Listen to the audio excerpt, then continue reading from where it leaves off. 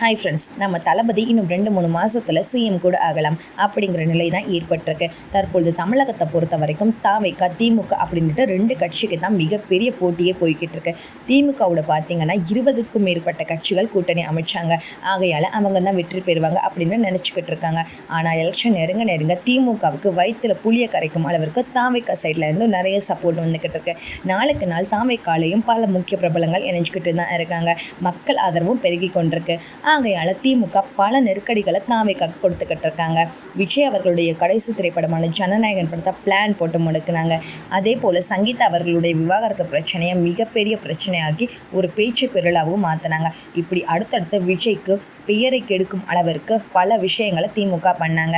சங்கீதா அவர்கள் பார்த்திங்கன்னா திமுகவிற்கு மிகவும் நெருக்கமானவர்கள் அப்படின்னு சொல்லப்படுது.